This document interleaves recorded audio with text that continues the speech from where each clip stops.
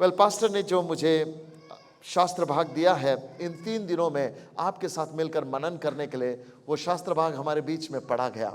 पहला कुरिन्थी इसके 10वें अध्याय में पहले पद से लेके 13 पद तक हमने परमेश्वर के वचन पे फोकस किया है। मेरे प्रियो, इससे पहले कि मैं परमेश्वर के वचन में उन विशेष बातों की ओर आपका ध्यान ले जाऊं जो पवित्र आत्मा ने मुझे इन वचनों में से सिखाया है, मैं आपको एक रूपरेखा देना चाहता हूं। और रूपरेखा कुरिन्थ की कलीसिया के विषय में देना चाहता हूं। जब हम कुरिन्थ की कलीसिया में पढ़ते हैं और पौलुस जो इस कलीसिया का अपोस्टल है, इस कलीसिया का पायनियरिंग पास्टर है, ये कलीसिया पौलुस अपोस्टल ने प्लांट की। यदि आप प्रेरितों के काम की किताब इसके 18वें अध्याय को पढ़ेंगे तो वहां आपको पता चलेगा कि पौलुस ने ये कलीसिया का शुभारंभ किया। जब पौलुस कुरिन्थ के स्थान पर गया तब वहां पर वो यहूदियों के बीच में सिनेगॉग में प्रचार करने लगा और कई दिनों तक वो प्रचार करता था। जब वो प्रचार करने लगा, बाइबल कहती है उसे 2 जन मिले और एक्विला और प्रिसिला उससे आकर मिले और ये हस्बैंड वाइफ थे। बहुत ही खूबसूरत रीति से परमेश्वर के वचन को उन्होंने पौलुस से सीखा। वे तंबू सिला करते थे और ये वही शहर है जहां पे पौलुस तंबू सिलकर सेवा करता था। फिर बाइबल कहती है थोड़े समय के बाद कि साइलस और बारनबास पौलुस को मिलने के लिए आए और जब वे पौलुस को मिलने के लिए आए, वो शब्द जो आया कि दे केम एंड मेट हिम, वो एक्चुअली कलीसिया से, फिलिप की कलीसिया से उन लोगों ने ऑफरिंग्स पौलुस के लिए लेकर आए। और तब बाइबल ये कहती है कि जब उन्होंने, फिलिपियंस के चर्च ने उनको पौलुस के लिए ऑफरिंग भेजी, उसकी सेवकाई के लिए ऑफरिंग भेजी, उसके बाद पौलुस तंबू सिलना वहां पे बंद करके वो पूर्ण कॉलिन परमेश्वर के वचन को सिखाने लगे। एक संदर्भ के रूप में मैं आपको ये बताना चाहता ताकि कुरिन्थ की कलीसिया को पौलुस ये शब्द क्यों लिख रहा है ये आपको पता चलने पाए। पौलुस कोई गेस्ट स्पीकर के रूप में उस मीटिंग को संबोधित नहीं कर रहा, परंतु पौलुस उस आत्मिक पिता के रूप में उस कलीसिया को संबोधित कर रहा जिसकी नींव पौलुस ने डाली है। ये वो चर्च है जो पौलुस ने खुद प्लांट किया है। बाइबल कहती है कि वहां पे जब सिनेगॉग में विद्रोह पौलुस के विरोध होने लगा तो सिनेगॉग को छोड़कर उसने अपनी धूल झाड़ी और बोला, अब से मैं अन्य जातियों में परमेश्वर का वचन लेकर जाऊंगा। I will turn towards the Gentiles. और उसने एक संकल्प लिया कि वहां से मैं परमेश्वर के कलाम को अन्य जातियों में लेकर जाऊंगा। ये कुरिन्थ का जो जगह है ये बहुत ही स्ट्रेटेजिक चर्च है। वहां जो हुआ उसका ताल्लुक आपके और मेरे साथ भी है, क्योंकि आप और मैं जो है हम लोग अन्य जातियों में से आते हैं। जब बाइबल किसी को स्वजाति कहती है वो यहूदियों को स्वजाति कहती है और यहूदी कौम को छोड़ के बाकी सारे के सारे अन्य जाति थे। अब बाइबल हमें यह बताती है कि यीशु मसीह का कलाम केवल यहूदियों के बीच में ही नहीं, परंतु पौलुस कुरिन्थ में यह डिसीजन लिया कि मैं गॉस्पेल को जेंटाइल्स में लेकर जाऊंगा, अन्य जातियों में लेकर जाऊंगा। और यहां से उसके मिशनरी जर्नी की पहल होती है। वो अलग अलग जगह, सिसिलिया नाम की जगह पर जाता है और फिर वहां से मिशनरी जर्नी उसकी स्टार्ट होती है। मैं आपको ये बताना चाहता कि जब यहूदियों ने उसका विरोध किया तो वो यहूदियों ने उसका विरोध करने के पश्चात उसने सिनेगॉग में फोकस बंद करके चर्च प्लांटिंग पे फोकस डाल दिया।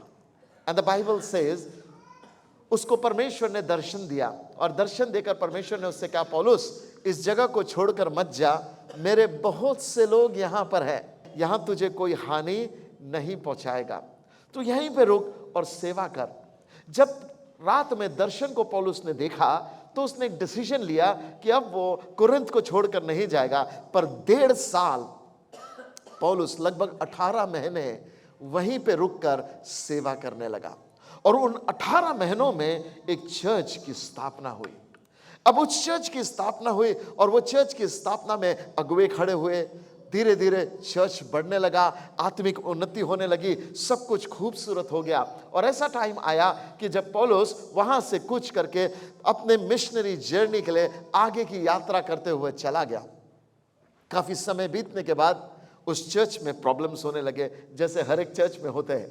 जब लोग एक साथ होते हैं डिविजन्स होते हैं, अलग अलग चीज़ों के इंटरेस्ट डेवलप होते हैं, आपस में फूट होने लगती है, झगड़े होने लगते हैं, प्रॉब्लम्स क्रिएट होने लगते हैं। इस चर्च में भी प्रॉब्लम्स क्रिएट होने लगे, आत्मिक रूप से आत्मिकता ठंडी होने लगी, आपसी रिश्ते गड़बड़ाने लगे।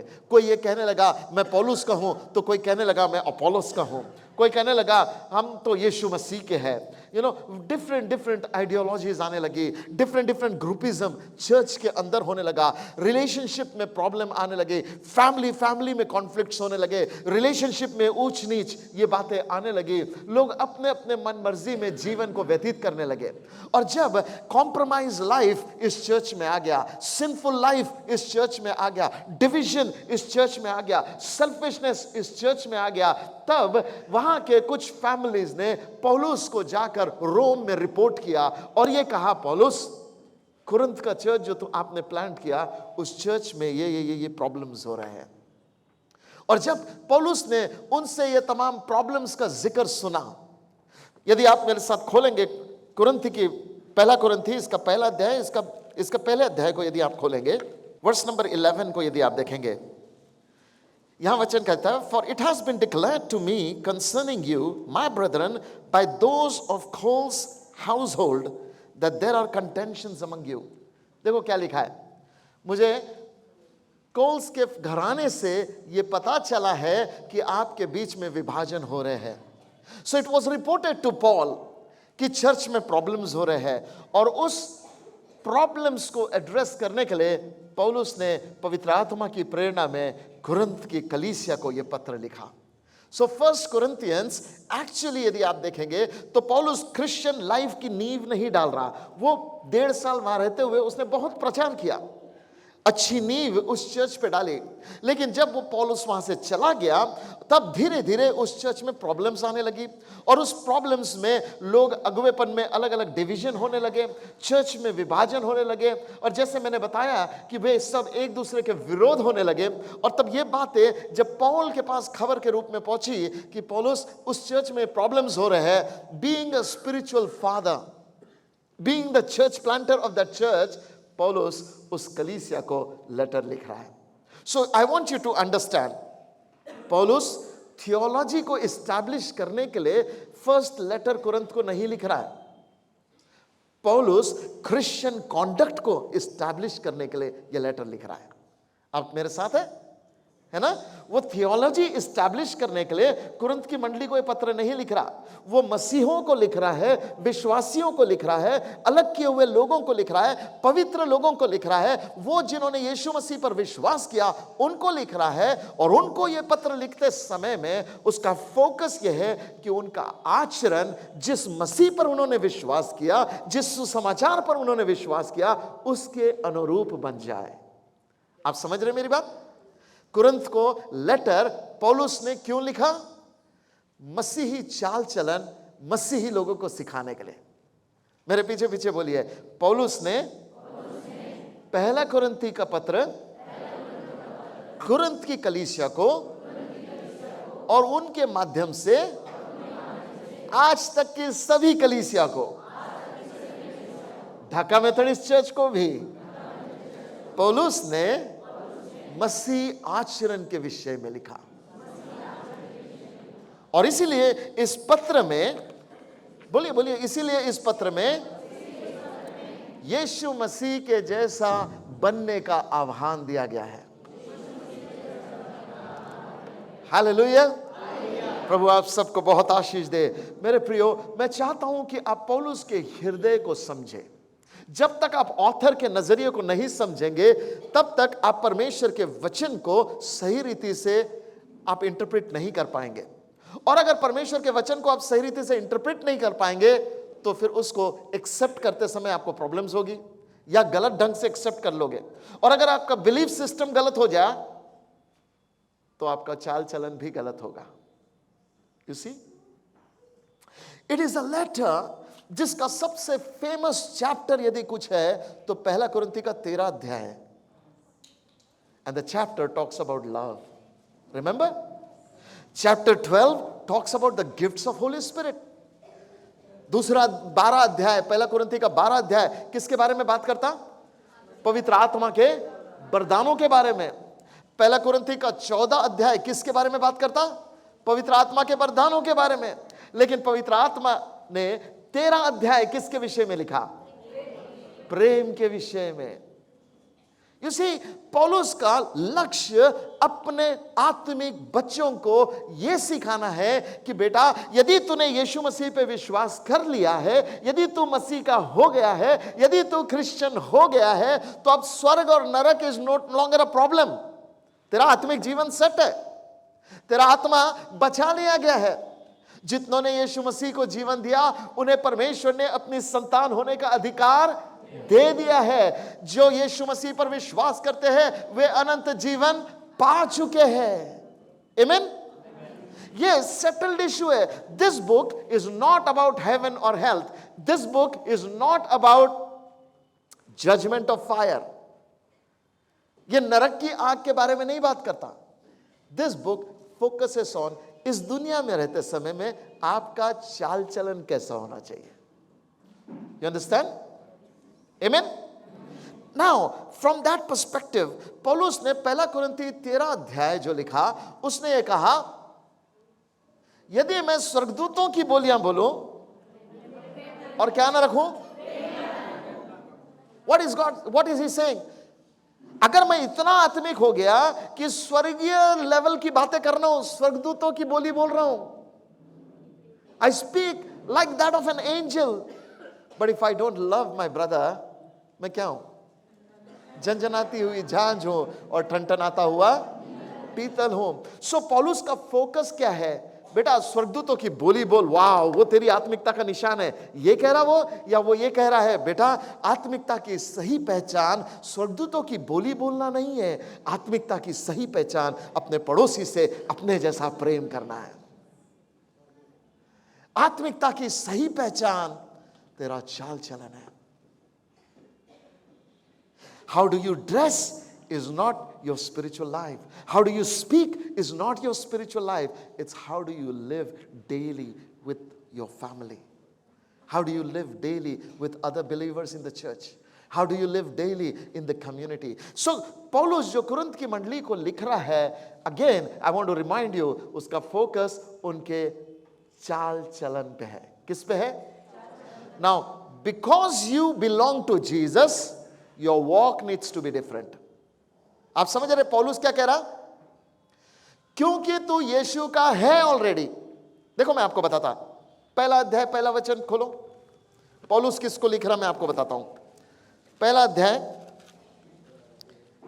पहला वचन, सब अपने अपने बाइबल को खोल के देखिए। मेरे पास इंग्लिश बाइबल है, आप हिंदी बाइबल में देखना, मैं इंग्लिश में पढ़ देता हूं, ठीक है? पहले अध्याय में लिखा है, Paul, called to be an apostle of Jesus Christ through the will of God, and Sosthenes our brother, to the church of God which is at Corinth. किसको लिख रहा है? Church of God. किसको लिख रहा? ये किताब पौलुस ने यहूदियों को लिखी क्या? बोलिए। ये किताब पौलुस ने अन्य जातियों को लिखी क्या? किसको लिखी? Now you need to remember something very important. परमेश्वर जब कभी स्वर्ग से मानव जाति को देखता है, वो पूरे इंसान को 3 कैटेगरी में डिवाइड करता है। Listen very carefully. जब कभी परमेश्वर इंसान को देखता है, वो पूरे इंसान को 3 कैटेगरी में डिवाइड करता है। कितने कैटेगरी में? ओके, फर्स्ट कैटेगरी इज जूज, यहूदी लोग। पहला कैटेगरी कौन है? यहूदी। कौन है? वो जो अब्राहम के वंशज है। कौन है यहूदी? आदम के बच्चे नहीं, अब्राहम के। वहां से जूइश रेस शुरू होती है, उससे पहले जूइश रेस नहीं है, एडमिक रेस है, लेकिन वहां से जूइश रेस शुरू होती है। सो परमेश्वर अब्राहम को विश्वासियों का पिता कहता है। किसको कहता है? आदम को नहीं कहता। किसको कहता? अब्राहम को विश्वासियों का पिता कहता है। Now I want you to understand something very important. जब परमेश्वर स्वर्ग से पृथ्वी पे मनुष्यों को देखता है, वो या तो उनको यहूदी के रूप में देखता, या तो उनको अन्य जाति के रूप में देखता। किसके रूप में? जूस और जेंटाइल्स। जेंटाइल कौन है? अन्य जाति कौन है? हर एक वो जो अब्राहम का बायोलॉजिकल डिसेंडेंट नहीं है, everybody who is not a biological descendant of Abraham is gentile. समझ गए आप? तो परमेश्वर कैटेगरी कैसे डिवाइड करता? यहूदी, नॉन यहूदी या Gentiles. And the third category is church, जिसमें उसने यहूदियों में से कुछ को लिया, अन्य जातियों में से कुछ को लिया, जिनको उसने चुनकर अपनी कलीसिया बना दिया। अब बाइबल जो है ये 3 प्रकार के इन लोगों को लिखी गई है। बाइबल यहूदियों के लिए इंस्ट्रक्शन है, बाइबल अन्य जातियों के लिए इंस्ट्रक्शन है, बाइबल कलीसिया के लिए इंस्ट्रक्शन है। Now please understand very carefully, सारी की सारी बाइबल यहूदियों के लिए नहीं है। इसमें कुछ बातें यहूदियों के लिए, इसमें कुछ बातें अन्य जाति के लिए है, इसमें कुछ बातें किसके लिए है? जोर से बोलो जी। कलीसिया के लिए है। कुछ बातें किसके लिए है? हां। अब गड़बड़ तब हो जाता जब जो यहूदियों के लिए लिखा है उसको लेके कलीसिया को खिला देते, जब जो अन्य जाति के लिए लिखा है वो उठा के कलीसिया को दे देते। नहीं, this book of 66, this collection of 66 books has 3 types of audiences, the Jews, the Gentiles and the church. जब कभी बाइबल पढ़ो, you must know what God is speaking to the church. जब कभी आप परमेश्वर के वचन को पढ़ो, आपको यह जानना है, क्योंकि आपको परमेश्वर ने न तो यहूदियों में से चुना, न और आपको जेंटाइल्स में से चुना और अपनी कलीसिया बना दिया। आमीन। To the church he has given exceedingly great promises.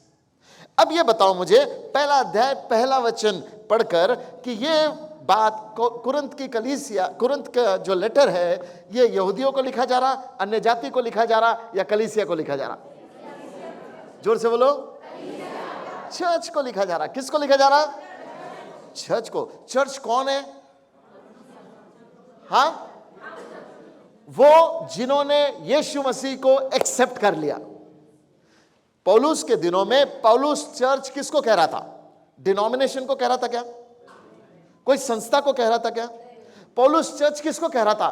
He was the church planter. ये पहले जनरेशन की बात हो रही है, फर्स्ट शताब्दी का चर्च की बात हो रही है, सबसे पहले कलीसियाओं के आरंभ के दिनों की बात हो रही है। उस समय में वो लोग चर्च संस्था को नहीं कहते थे, डिनोमिनेशन को नहीं कहते थे, बिल्डिंग को नहीं कहते थे। वो लोग चर्च किसको कहते थे? उन विश्वासियों को जिन्होंने सुसमाचार को स्वीकार किया, यीशु को अपना जीवन दिया और अब यीशु पर विश्वास करने लगे हैं, उनको वो लोग कलीसिया कहते थे। नाउ लिसन केयरफुली, ये आत्मिक लोग थे। सेकंड वर्स में देखो क्या लिखा है?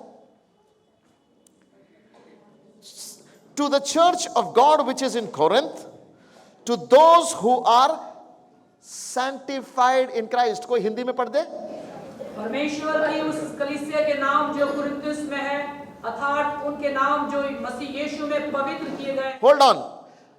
अर्थात उनके नाम जो यीशु मसीह में क्या किए गए? जोर से बोलो।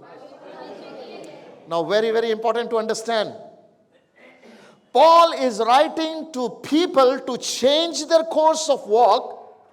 किन लोगों को? जो ऑलरेडी पवित्र कर दिए गए। हेलो, पौलुस किन को लिख रहा है? अपवित्र लोगों को लिख रहा है कि ये करोगे तो पवित्र बनोगे, या पवित्र लोगों को लिख रहा है तुमने ये नहीं करना? Hello, I want you to pay attention, clearly समझो। पौलुस किसको लिख रहा? चर्च को लिख रहा। चर्च को लिखते समय पौलुस ये बोल रहा क्या? अगर तुम झूठ नहीं बोलेंगे, अगर तुम झगड़ा नहीं करेंगे, अगर तुम पवित्रताई में जिएंगे, अगर तुम्हारा जीवन दोष रहित होगा, अगर तुम्हारे जीवन में ईगो प्रॉब्लम नहीं होगा, अगर तुम्हारे जीवन में झगड़े नहीं होंगे, तो तुम पवित्र बनोगे। ये बोल रहा क्या? क्या बोल रहा? What is the verse saying? Listen carefully. हमारे अंदर एक माइंडसेट है, पवित्र वो है जो ये सब काम नहीं करता। राइट? वो पवित्र है जो ये सब काम नहीं करता। लेकिन पौलुस के मन में पवित्र वो है जिसको ऑलरेडी मसीह ने पवित्र कर दिया। अब क्योंकि तेरे को मसीह ने पवित्र कर दिया, इस कारण वो सब काम छोड़ दे। Hello church, I am not holy because I don't commit sin, but because I am holy, Paul is saying, now stop sinning. Are you understanding? हाँ? मैं गंदा हूं तो मुझे नहाने नहीं बोल रहा, मुझे बोल रहा क्योंकि तू नहा के साफ है, गंदगी में हाथ मत डाल। हेलो माय फ्रेंड, आपको समझ आ रहा क्या? लेकिन जब हम कॉन्टेक्स्ट के बाहर इस वचन को पढ़ेंगे तो हम फोकस करेंगे 10वें अध्याय में सीधा वहां पे, यदि कोई समझे स्थिर है तो वो चौकस हो जाए, कहीं गिर ना जाए। तो हमको लगेगा यार धमकी मिल गई। No, you have to read the Bible in its context. पवित्र वचन को, परमेश्वर के वचन में मुझे बहुत अच्छा क्या लगता मालूम, इससे पहले कि उनका चाल चलन सुधरे, परमेश्वर उनको पवित्र कह रहा है। God calls you holy, then tells you live holy. God never tells you live holy, only then I will call you holy. हमारा परमेश्वर वो नहीं है जो हमसे ये कहे पहले पवित्र जीवन जी तो मैं डिक्लेयर करूंगा तू पवित्र है। हमारा परमेश्वर वो है जो पहले डिक्लेयर करता यू आर होली, और क्योंकि वो बोल देता यू आर होली, अब तुम्हारा चाल चलन पवित्र होने लगता। सिंपल, ये आपके और मेरे परमेश्वर का स्टाइल है। उत्पत्ति के पहले अध्याय में जब आप पढ़ो ध्यान से तो बाइबल कहती है सब तरफ अंधकार था, पृथ्वी डूबी हुई थी अंधकार में। तब परमेश्वर ने ज्योति को देखा और फिर बोला ज्योति आ। ऐसा हुआ। In the midst of darkness God declare, what did he say? Let there be light, and there was light. तो पहले परमेश्वर ने डिक्लेयर किया या पहले परमेश्वर ने देखा और फिर डिक्लेयर किया? जोर से बोलो। जो चीज नहीं थी उसको देख के पहले डिक्लेयर किया, बिना कुछ के। There was no light and he said let there be light. Now because he said let there be light, there was light. अब एक आदमी है जो पापी है, जो बुराई में फंसा रहता, गंदगी में पड़ा रहता, परमेश्वर उसको देख के बोलता होली। Now what happens? अंधकार में पृथ्वी डूबी एंड गॉड सेड उजियाला हो। Now what happens? उजियाला हो गया। जब एक अपवित्र को देख के परमेश्वर बोलता होली, व्हाट हैपेंस? हाँ, वो क्या हो जाता? पवित्र हो जाता। Isn't it amazing to see what God can do in our lives? It's amazing to see what God can do. यदि एजिकियल की किताब को आप ध्यान से पढ़े तो बाइबल कहती है कि मैंने तुझे देखा। In fact, let me take you somewhere. Ezekiel chapter 36, इसके 24वें वचन से आगे हम देखेंगे। 24वें वचन से एजिकियल की किताब, इसका 36 अध्याय, इसके 24 वचन से। Now listen what Bible says, I will take you from among the nations, gather you out of all countries and bring you into your own land, then I will sprinkle clean water on you and you shall be clean. I will cleanse you from all your filthiness and from all your idols. I will give you a new heart and put a new spirit within you. I will take the heart of stone out of your flesh and give you the heart of flesh. I will put my spirit within you and cause you to walk in my statutes, and you will keep my judgment and do them. मैं अपना आत्मा तुम्हारे अंदर देकर ऐसा करूंगा कि तुम मेरी विधियों पे चलोगे। यही बोल रहा है एजिकियल। एजिकियल ये बोल रहा क्या? तुम मेरी विधियों पे चलोगे तो मैं अपना आत्मा तुम्हें दूंगा।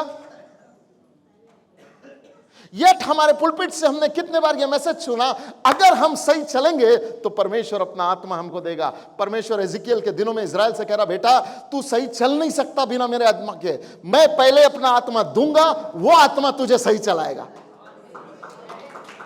समझ में आ रहा आपको क्या लिखा है वहां परमेश्वर के वचन में? देखो, मैं अपना आत्मा तुम्हारे भीतर देकर ऐसा करूंगा कि तुम मेरी विधियों पे चलोगे और मेरे नियमों को मानकर उनके अनुसार करोगे। लिसन केयरफुली, तुम मेरी विधियों पे चलोगे। कब चलोगे? जोर से बोलो। Now listen very carefully. Religion आपको यह सिखाएगा कि अगर आप सही चलोगे तो वो अपना आत्मा देगा। अगर मेरे को बिना उसके आत्मा के सही चलना आता तो उसके आत्मा की क्या जरूरत है? Hello, why do I need Holi spirit if I can live Holi? यदि मैं पवित्र जी सकता हूं तो मुझे पवित्र आत्मा की क्या जरूरत है? बाइबल ये कहती, वो अपवित्र लोगों को कहता, मैं तुम्हें लेकर आऊंगा, तुम्हारे अंदर अपना आत्मा डालूंगा, and when I will insert my spirit in you, क्या होगा उससे? तुम्हारा चाल चलन बदल जाएगा। Hallelujah. Why am I showing you this scripture? मैं तुम्हें यह वचन इसलिए दिखा रहा कि मेरा परमेश्वर पहले पहल करता है। हम परमेश्वर के चाल चलन में पहला पहल नहीं करते, परमेश्वर पहला पहल करता और हम रिस्पॉन्ड करते। Are you understanding? क्या लिखा है परमेश्वर के वचन में? मैं अपना आत्मा तुम्हारे अंदर डालूंगा और तुम सही रीति से चलोगे और मेरी आज्ञा को मानने लगोगे। वाह! जब तक परमेश्वर का आत्मा मेरे अंदर काम नहीं करता, तब तक मेरा चाल चलन, मेरा उठना बैठना, मेरा चलना फिरना, मेरा देखना, मेरा बोलना नहीं बदल सकता। I need the Spirit of God to work inside of me so that my lifestyle will change. जो एजिकियल ने लिखा वही पौलुस कह रहा, पवित्र संतों के नाम, पवित्र लोगों के नाम, कलीसिया के नाम।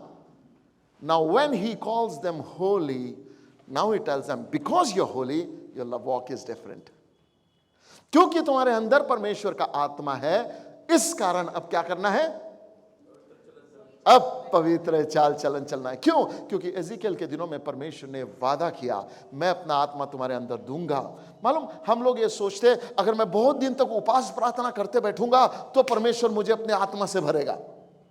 कितने लोग सोचते हैं ऐसा कि I will fast and pray and God will fill me with my spirit. कितने जगहों पे मैं जाता हूं और लोग मालूम पवित्र आत्मा से भरने के लिए वैसे ही प्रार्थना करते रहते। दे डोंट रियलाइज वो रिलीजन है। Holi spirit is a gift, और गिफ्ट के लिए आपको कीमत अदा नहीं करनी है, गिफ्ट के लिए कोई और कीमत अदा करता है। आमीन। यू नीड टू अंडरस्टैंड कि पौलुस कुरिन्थ की कलीसिया को लिखते समय क्या कह रहा। फिर से देखो, दूसरा अध्याय, दूसरा वचन पढ़ो, पहला अध्याय दूसरा वचन। To the church of God which is at Corinth, to those who are sanctified in Christ Jesus, called to be saints. पढ़िए। परमेश्वर की उस कलीसिया के नाम जो कुरिन्थुस में है, अर्थात उनके नाम जो मसीह यीशु में पवित्र किए गए और पवित्र होने के लिए बुलाए। Now हिंदी में थोड़ा सा ट्रांसलेशन अलग है। हिंदी में क्या बोल रहा मालूम? पवित्र किए गए और पवित्र होने के लिए बुलाए गए, ऐसा लिखा है ना, but it's a wrong translation. Real word says पवित्र किए गए और संत होने के लिए बुलाए गए। You call to be saints. क्या बनने के लिए बुलाए गए?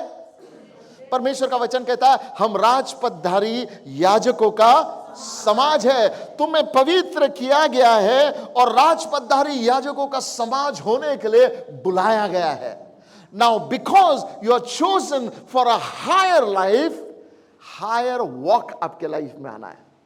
आपका चाल चलन उस लेवल का होना है, क्योंकि अब आप साधारण नहीं है, अब आपको तौर तरीके सीखने।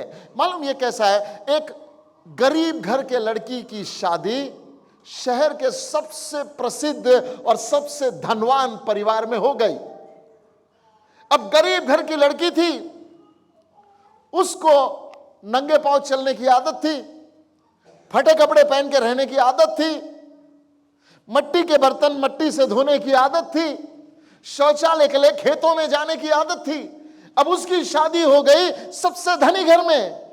अब जब उसकी शादी हो गई सबसे धनी घर में, उस घर में सर्वेंट्स है, उस घर में टॉयलेट्स है, उस घर में हर चीज की सुविधा है। अब उसको फटे चप्पल पहनने की जरूरत है क्या? अब नंगे पांव रहने की जरूरत है क्या? फटे कपड़े पहन के रहने की जरूरत है क्या? अब डब्बा लेके शौचालय के लिए खेतों पे जाने की जरूरत है क्या? तो अब घर में उसका पति उससे कहता है, सुन बाबा, अब तक जो था वो था, आज से तू मेरी है, तू नए घर में, अब यहां तुझे शानो और शौकत से जीना है। You cannot live in old lifestyle because now you belong to me. कुरिन्थ की कलीसिया का मैसेज यही है, church, you cannot live an ordinary life, you are called to be a special one. तुम यीशु के हो, तुम्हें यीशु का बनाया है, और क्योंकि आप यीशु के हो, अब पुराना सा जीवन नहीं जी सकते, अब सांसारिकता का जीवन नहीं जी सकते, अब बुराई का जीवन नहीं जी सकते, अब समाज के संसार के लोगों के जैसे नहीं चल सकते। Now there is a higher living that God has for us, क्योंकि हम यीशु के हैं, हम पवित्र किए हुए हैं, वी आर ऑलरेडी होली, हम पवित्र कर दिए गए हैं, अब हम संत होने के प्रिपरेशन में हैं। That is what he is saying. आगे क्या लिखा है सुशील भाई, पढ़िए। और उन सब के नाम भी जो हर एक जगह हमारे और अपने प्रभु यीशु मसीह के नाम से प्रार्थना करते हैं। ओके, अब पौलुस लिखते समय में सिर्फ कुरिन्थ की मंडली को नहीं लिख रहा, परंतु उसने होराइजन बढ़ा दिया और ये कहा, ये लेटर सिर्फ कुरिन्थ के चर्च के लिए नहीं है, पर हर एक उस विश्वासी के लिए है जो यीशु के नाम से प्रार्थना करता है। हेलो, कितने लोग यीशु के नाम से प्रार्थना करते हैं? हाथ उठा के बताओ। बाजू वाले को बोलो, ये लेटर मेरे लिए है, ये लेटर मेरे लिए है, पौलुस मेरे लिए लिख रहा है। हाँ, अब मेरे पास टाइम नहीं कि मैं फर्स्ट चैप्टर से आपको 10 तक लेकर जाऊं, लेकिन आपको हेडलाइंस दे देता हूं, ठीक है? हेडलाइंस में यदि मैं आपको बताऊं तो पौलुस ने यहां पे 5 प्रकार की बातों को जिक्र किया है, पहले अध्याय से 10 अध्याय तक। First thing that Paul talks about, he talks about the gospel of Jesus Christ in this entire place. ये कुरिन्थ के पहले 15-16 अध्यायों में पौलुस किसके बारे में बात करता? यीशु के सुसमाचार के बारे में बात करता। He reminds them the gospel। यदि आप पहला कुरिन्थीस का 15 अध्याय और इसके पहले 3 वचन को पढ़ेंगे तो पौलुस उनसे कहता, मैं तुम्हें कोई नई बात नहीं बता रहा, मैं वही बताया जो तुम पहले से सुन चुके हो, जिस पर तुमने विश्वास किया और जिसको विश्वास करने के द्वारा तुम स्थिर भी हो। ये बातें तुम्हें तब तक फायदा पहुंचाती है जब तक तुम इसे स्मरण रखो। पहला कुरिन्थी 15 अध्याय इसके पहला 3 वचन पढ़िए। भाइयों, अब मैं तुम्हें वही सुसमाचार बताता हूं। ओके, पौलुस चर्च के मेंबर को क्या कह रहा है? हे भाइयों। क्या कह रहा वो? जोर से बोलो, जोर से बोलो। Now listen, why is Paul calling church members saints, holy brothers? और इस चर्च में इतने सारे प्रॉब्लम है, इस चर्च में इतने सारे झगड़े हो रहे हैं, इस चर्च में बहुत सारे प्रॉब्लम्स। अगर आप केयरफुल स्टडी करेंगे, ऐसी ऐसी बातें जो अन्य जाति में भी नहीं है। And then Paul is saying to them, holy people, पवित्र लोग, और क्या कह रहा हूं उनको? संत होने के लिए बुलाए गए लोग। और फिर अब क्या कह रहा हूं उनको? हे भाइयों। क्या कह रहा हो? Why? Because he recognizes कि उन्होंने यीशु मसीह पे विश्वास किया, और जब उन्होंने यीशु मसीह पे विश्वास किया, जैसे पौलुस ने यीशु पे विश्वास किया, ये परमेश्वर की संतान बन गया पौलुस। He became the child of God, and when they believed, they became the child of God। तो अब पौलुस के साथ उनका रिश्ता क्या हो गया? I want you to realize, ये दोनों का बाप एक ही है। कौन है? परमेश्वर पिता, क्योंकि इन दोनों ने यीशु मसीह पे विश्वास कर लिया। अब पौलुस यहूदी था, कलीसिया के लोग अन्य जाति थे। अब पौलुस अन्य जातियों को भाई बोल रहा, पहले कुत्ता बोला करता था। I want you to realize that यहूदी अन्य जातियों को कुत्ता बोलते थे। आपको याद है एक दिन एक स्त्री यीशु मसीह के पास आई और बोली मेरी बेटी को चंगा कर दो, और बाइबल कहती है यीशु मसीह ने उससे कहा मेरे लिए अच्छा नहीं कि बच्चों की रोटी। बच्चे किसको बोला? यहूदियों को। कुत्ता किसको बोला? अन्य जाति को। वो स्त्री सराफिम स्त्री थी, वो अन्य जाति स्त्री थी। कुत्ता बोला। यहूदी अन्य जातियों को कुत्ते के रूप में सोचते थे। There was no value for them. लेकिन पौलुस ने यीशु मसीह में उनको क्या बोला? जोर से बोलो। अगर तुम ऐसा चलोगे तो तुम मेरे भाई नहीं। You are already my brother. You are already holy. You are already God's church. Because you are already in the family, now live differently. Do you realize? तुम्हारे बिहेवियर मॉडिफिकेशन से तुम परिवार का हिस्सा नहीं बनते, पर क्योंकि तुम परिवार का हिस्सा हो अब चाल चलन बदल दो। So this is not a question of acceptance और rejection. Are you getting my point? बहुत सारे लोग जब इस वचन को शिक्षा में देते तो वो कहते हैं हाँ चौकस रहे, इजराइल के लोग मर गए, देख तू भी नरक में जाएगा। अरे नरक की बात ही नहीं कर रहा वो। He is not talking about the final judgment. He is talking about be careful that you should not fall from the grace that God has given to you. Falling from grace does not mean you don't commit sin. Falling from grace does not mean falling in sin. अनुग्रह से गिरने का मतलब पाप में गिरना नहीं है। अनुग्रह से गिरने का मतलब यीशु मसीह जो अनुग्रह का वरदान है उसको रिजेक्ट करना है। When you reject Jesus, you fall from grace. समझ रहे हैं? पौलुस इन शिक्षा को देखते हुए ये कह रहा है। Now you must remember, वो सुसमाचार याद दिलाता। पहला कुरिन्थी 15 अध्याय के पहले 3 वचन में देखो क्या कह रहा। पढ़िए ब्रदर। हे भाइयों, अब मैं तुम्हें वही सुसमाचार बताता हूँ जो पहले सुना चुका हूँ, जिसे तुमने अंगीकार भी किया था और जिसमें तुम स्थिर भी हो। ओके, मैं तुमको वही बता रहा हूं जो तुमको पहले सुना चुका हूं, जिस पर तुमने विश्वास किया, जिसमें तुम स्थिर भी। Do you see that? Paul ये नहीं बोल रहा कि तुम अगर ऐसा चाल चलन चलोगे तो उद्धार पाओगे। पॉल उद्धार पाए हुए लोगों को बोल रहा अब क्योंकि उद्धार पा लिया अब चाल चलन अलग है। You getting my point? आत्मा में वे बच गए, उन पर पवित्र आत्मा की मोहर आ गई। यदि आप कुरिन्थ के इसी में चैप्टर में आगे पढ़ेंगे ना, इनके अंदर वरदानों की कमी नहीं है। Every spiritual gift is present in the church. Every spiritual gift. वापस से अगर आओ पहला अध्याय कुरिन्थ का, इसका चौथा वचन पढ़ो। मैं तुम्हारे विषय में अपने परमेश्वर का धन्यवाद सदा करता हूँ, इसलिए कि परमेश्वर का ये अनुग्रह तुम पर मसीह यीशु में हुआ है। हेलो, मैं परमेश्वर का धन्यवाद करता हूं क्योंकि परमेश्वर का अनुग्रह तुम पर होने वाला है कि हो गया है? जोर से बोलो। तो मेरा क्वेश्चन, अगर भाई तुझ पर अनुग्रह हुआ, अगर तुझे पवित्र किया गया, तो फिर तेरा चाल चलन ऐसा क्यों है? एंड वी थिंक जिसका चाल चलन गड़बड़ाया हुआ है वो एक्चुअली उद्धार ही नहीं पाया है। हम बोलते वो सांसारिक आदमी है। पर पौलुस उनको सांसारिक नहीं बोल रहा, जबकि वो गड़बड़ कर रहे हैं। पर पौलुस उनको सांसारिक नहीं बोल रहा। पौलुस एक्चुअली उनको बोल रहा, बेटा तुम सांसारिक नहीं हो, तुम पवित्र किए गए हो। Now stop behaving like worldly people. You understanding? You are no longer to be confounded to the ways of the world. रोमियो को भी लिखते समय पौलुस ने यही बात कहा। रोमियो 12 अध्याय में क्या कहता? इसलिए हे भाइयों, फिर से क्या बोलता? भाइयों, मैं तुम्हें परमेश्वर की दया स्मरण दिलाकर यह विनती करता हूं कि तुम अपने शरीर को जीवित, पवित्र, परमेश्वर को भावता हुआ बलिदान चढ़ाओ, यही तुम्हारी आत्मिक। अगला वचन में कहता, इस संसार के सदृश पर तुम्हारे मन के बदले जाने से तुम्हारा चाल चलन भी। Listen carefully. वो उनको हे भाइयों पहले बोलता है और बोलता अब क्योंकि तुम भाई हो, परमेश्वर के परिवार का सदस्य हो, पवित्र किए हुए लोग हो, यीशु मसीह में तुम्हारी आइडेंटिटी बदल गई, इसलिए अब तुम्हारा चाल चलन बदल जाए. Right?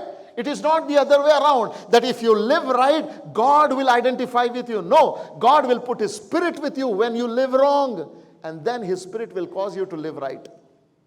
कभी दारू पिया हुआ आदमी को देखा क्या चलते हुए? खूब दारू पीता, बहुत दारू पी लिया तो कैसा चलता हूं? संभल संभल कर चलता. क्यों संभल के चल रहा? हाँ,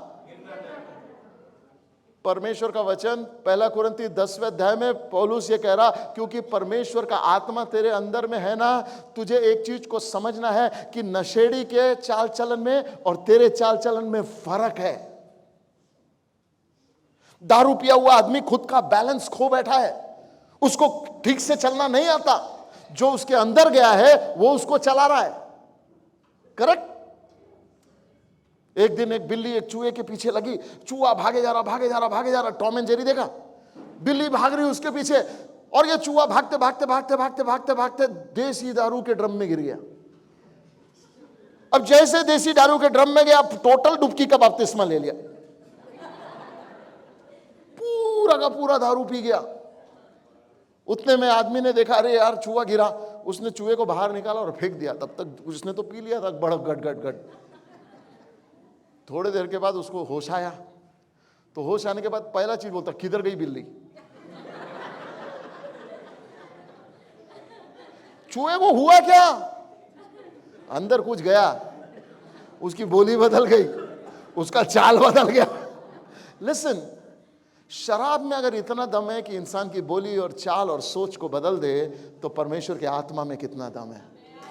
जब परमेश्वर का आत्मा हमारे अंदर आता है प्रियो, आपका देखना, आपका चलना, आपका बोलना, आपका चाल चलन सब कुछ बदल जाता है.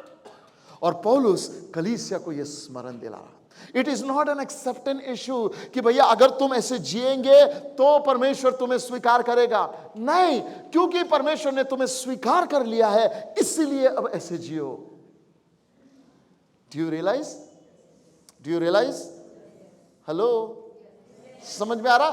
क्योंकि तुम्हें मसीह ने ऑलरेडी अपना बना लिया, इस कारण अब there is a divine way of living, there is a godly standard. इसलिए अब पवित्रता की एक something, holy life is given to us first and then our walk becomes holy. This is what the scripture is saying. तो पौलुस उनको सुसमाचार स्मरण दिलाता है. सेकंड चीज, पौलुस कलीसिया के बीइंग एस्पेक्ट को बताता और कलीसिया के डूइंग एस्पेक्ट को बताता. कुरिन्थ की कलीसिया को लिखते समय में कि कलीसिया क्या है और कैसे जीना चाहिए, इस बातों पर वो लाइट डालता है. कलीसिया का स्थापन किसने किया, कैसे कलीसिया बढ़ती है, इन बातों पर वो बात करता है. तीसरा चीज वो बात करता है, एक पवित्रताई का जीवन कैसे होता है समाज में, एक एथिकल जीवन कैसे होता है समाज में, उसके बारे में कुरिन्थ की मंडली को लिखता है. और चौथी बात वो लिखता है कि प्रेम हर चीज का मोटिवेशन होना चाहिए. 1 कुरिन्थी 13 अध्याय याद है ना? हर चीज का मोटिवेशन क्या होना चाहिए? प्रेम होना चाहिए. स्वार्थ नहीं होना चाहिए, लालच नहीं होना चाहिए, आगे बढ़ने की चाहत नहीं होनी चाहिए, परंतु क्या होना चाहिए? प्रेम. Now it's very very important to understand. पांचवी चीज जो पौलुस कुरिन्थ की मंडली को लिखता है वो है मृत्यु के उपरांत जीवन, पुनरुत्थान, यीशु मसीह के साथ हमेशा का जीवन. इन 5 फैक्टर्स को पौलुस कलीसिया को लिख रहा है. तो जब एक घराने ने आके पौलुस को यह बताया कि कलीसिया में विभाजन है, डिवीजन है, फूट है, लोगों की चाल चलन बिगड़ी हुई है, तो पौलुस ने कुरिन्थ का लेटर उनको लिखा. और कुरिन्थ का लेटर लिखते समय में उनको यह नहीं बोला अगर तुम ये करेंगे तो तुम दंड के भागी होंगे. उनको पहले क्या याद दिलाया? उनको पहले यह कहा कि भाई तुम किस परिवार के, उसको तो सोचो. आपका आत्मिक बाप कौन है ये तो देखो, आप उद्धार पा चुके ये तो सोचो, आप पवित्र कर दिए गए ये तो सोचो. और क्योंकि परमेश्वर का आत्मा तुम्हें दिया गया, तुम उद्धार पा चुके हो, तुम पवित्र करे गए हो, तुम संत बनाने के लिए किए गए, अब अपने चाल चलन को सोचो. आमीन. इट्स लाइक तुम्हारा सिलेक्शन क्रिकेट टीम में हो गया, अब फुटबॉल देखना बंद कर, क्रिकेट खेल. Why? You've been selected in that. Amen? Now, let's come to the theme. आपको फाउंडेशन समझ गया? फाउंडेशन धमकी देने के लिए पौलुस ने 10वां अध्याय नहीं लिखा, स्मरण दिलाने के लिए 10वां अध्याय लिखा. Amen? ओके. अब ये देखिए पहला 5 वचन जो है, जब हम पढ़ते हैं पहला कुरिन्थी इसका 10वां अध्याय, इसके पहले 5 वचन को यदि आप देखेंगे, something very very beautiful is there. पहला वचन पढ़िए फिर से. मैं नहीं चाहता कि तुम इस बात से अनजान रहो. ओके, किनको बोल रहा है? अगेन पौलुस क्या बोल रहा है? भाई फैमिली वर्ड है या नहीं है? बोलो. That means what is Paul again establishing? You are already family. He is saying भैया आपके इस काम करने के बाद आप परिवार बनोगे ऐसा नहीं है, आप ऑलरेडी परिवार हो. You are my brother and because you are my brother we have to live differently.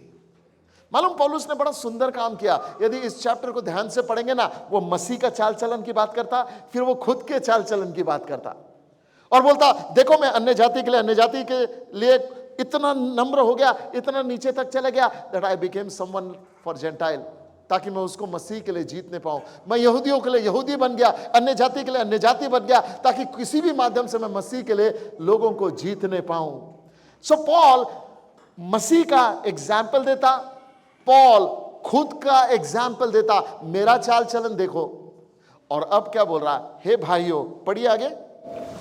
कि हमारे सब बाप दादे बादल के नीचे थे और सब के सब समुद्र के बीच से पार हो गए, और सब ने बादल में और समुद्र में मूसा का बपतिस्मा लिया, और सब ने एक ही आत्मिक भोजन किया, और सब ने एक ही आत्मिक जल पिया, क्योंकि वह उस आत्मिक चट्टान से पीते थे जो उनके साथ साथ चलती थी, और वह चट्टान मसीह था. आगे. परंतु परमेश्वर उनमें से बहुतों से प्रसन्न न हुआ, इसलिए वे जंगल में ढेर हो गए. Hold on. पौलुस कहता है हे भाइयों, हमारे बाप दादा यानी यहूदी कैसे जिए? मूसा के नेतृत्व में क्या हुआ? उन्होंने बपतिस्मा लिया. पौलुस उनको क्यों बोल रहा हूं उन्होंने बपतिस्मा लिया? क्योंकि कुरिन्थ में जिनको लेटर पौलुस लिख रहा उन सब ने बपतिस्मा लिया है. वो ऑलरेडी बपतिस्मा ले चुके हुए विश्वासियों को लिख रहा है, चर्च को लिख रहा है, और कह रहा देखो उन्होंने बपतिस्मा लिया, आपने भी बपतिस्मा लिया. Now listen carefully. वो तो बादल के नीचे पानी के बीच में से उन्होंने बपतिस्मा लिया मूसा के दिनों में. फिर क्या हुआ आगे? उन्होंने वही आत्मिक भोजन खाया. क्या खाया? क्या खाया? स्वर्गदूतों का मन्ना खाया है ना, स्वर्ग से गिरा हुआ मन्ना खाया. पौलुस उनको क्या याद दिला रहा? उनको कह रहा देखो जैसे उन्होंने बपतिस्मा लिया तुमने बपतिस्मा लिया, जैसे उन्होंने स्वर्गीय भोजन खाया तुमने भी स्वर्गीय भोजन खाया. प्रभु भोज की बेरी में तुम शामिल होते हो. आमीन. प्रभु भोज लेते हो हर इतवार को, हर संगति के समय प्रभु भोज लेते हो. तो क्या कह रहा है? देखो जैसे उन्होंने आत्मिक भोजन खाया, यीशु ने कहा मेरी देह वास्तव में खाने की चीज है, मेरा लहू वास्तव में पीने की चीज है, जो इसमें से खाता पीता अनंत जीवन उसी का है. और कहा मेरे स्मरण के लिए ये किया करो. जस्ट एक चैप्टर पहले ये बातें परमेश्वर के वचन में लिखी है. और मालूम क्या लिखा है? पौलुस कहता उन्होंने बपतिस्मा लिया तुमने भी लिया, उन्होंने पवित्र भोजन खाया तुम भी खा रहे हो. आगे क्या लिखा है? उन्होंने आत्मिक जल पिया तुम भी. परमेश्वर का वचन जो सीखते जा रहे हो, परमेश्वर का वचन आत्मिक जल है. क्या बोलता हो? आत्मिक. यीशु मसीह ने कहा ना सामरी स्त्री से यूहन्ना 4 अध्याय में, जो जल मैं तुझे दूंगा वो जल तेरे अंदर नदियां बन जाएगा. आमीन. वो वचन यीशु मसीह ने कहा यूहन्ना 17 में, पिता जो वचन तूने मुझे दिया वो वचन मैंने उनको दे दिया. So Jesus is speaking that his word is a living water. और वो यहां पे क्या कह रहा? तुमने भी आत्मिक जल पिया. आगे क्या लिखा है? और सबने एक ही आत्मिक जल पिया, क्योंकि वे उस आत्मिक चट्टान से पीते थे जो उनके साथ साथ चलती थी, और वो चट्टान मसीह. देखो क्या कहता, सब ने एक ही चट्टान से पिया, वो चट्टान यीशु मसीह था, उससे उन्होंने आत्मिक जल पिया. रिमेंबर, मूसा ने चट्टान से बातें की, उसको लाठी मारी और क्या हुआ? पानी आया और पूरा इस्राएल पानी पीने लगा। और पौलुस कहता वो जो चट्टान थी ना जिसमें से पानी निकला और उनकी प्यास बुझते रही, वो चट्टान कौन था? प्रभु यीशु मसीह था। पॉल रिवील्स कि वो चट्टान उनके साथ साथ चलती थी, वो उनके साथ साथ जाती थी, जहां कहीं वो जाते थे वो चट्टान उनके साथ साथ जाती थी। बोला सुन, वो प्रभु यीशु मसीह तेरे साथ है जो कहता मैं तुझे कभी अनाथ नहीं छोड़ूंगा, मैं तुझे कभी अकेला नहीं छोड़ूंगा, मैं तेरे साथ हूं। तो पॉल इज रिमाइंडिंग देम, सुनो मसीह उनके साथ था, मिरेकल्स उनके साथ हो रहे थे, उन्होंने वही परमेश्वर के अनुग्रह को चख लिया जो आपने चखा है। अब ये सब होने के बाद क्या हुआ? नेक्स्ट वर्स नंबर 5, परमेश्वर उनमें से बहुतेरों से प्रसन्न ना हुआ। क्या आपको मालूम है परमेश्वर का वचन कहता बिना विश्वास के परमेश्वर को प्रसन्न करना, बिना विश्वास के परमेश्वर को प्रसन्न करना। अगर परमेश्वर उनसे प्रसन्न नहीं हुआ इसका मतलब उन्होंने क्या नहीं किया? जोर से बोलो। हाँ, वे चखते रहे, वे अनुभव लेते रहे, वे चलते रहे, वे मन्ना खाते रहे, वे बादल का खंभा देखते रहे, वे अग्नि का बादल देखते रहे, वे सब कुछ परमेश्वर से पाते रहे, पर फिर भी परमेश्वर पे विश्वास नहीं किया। उन्होंने ही बछड़ा बना दिया था ना, है ना? कब बछड़ा बनाया मालूम? उस दिन जिस दिन बादल का खंभा उनके बीच में था, उस दिन बादल का खंभा एब्सेंट नहीं था। जब इज़राइल निकला था गुलामी में तब तो देखकर कहते होंगे कि यार ये बादल का खंभा हमारा परमेश्वर है जो हमारे आगे आगे आगे चलता। लेकिन उस दिन वो बादल का खंभा इतना कॉमन हो गया उनके लिए कि उस दिन उन्होंने बछड़ा खड़ा कर दिया और बोला ये हमारा ईश्वर है। That's why God was not happy with them. Why? Because they denied the grace of God. उन्होंने परमेश्वर के अनुग्रह को तुच्छ जाना, इस कारण परमेश्वर उनसे खुश नहीं था। उन्होंने परमेश्वर पर विश्वास नहीं किया, इस कारण परमेश्वर उनसे खुश नहीं था। और जब आदमी परमेश्वर पर विश्वास नहीं करता ना तो क्या होता मालूम? उसके लाइफ में बाकी के प्रॉब्लम्स डेवलप होने लगते हैं। If you don't believe in Christ, after you become his and you don't walk with him, उसके होने के बाद अगर if you don't abide in him you will catch infections. जो डाली मुझ में बनी रहती है और नहीं, क्वेश्चन, अगर बनी है तो फल क्यों नहीं रही? यूहन्ना 15 अध्याय में लिखा है जो डाली मुझ में बनी है और नहीं फलती। अरे भैया बनी है तो फिर फलती क्यों नहीं? बिकॉज अविश्वास के कारण।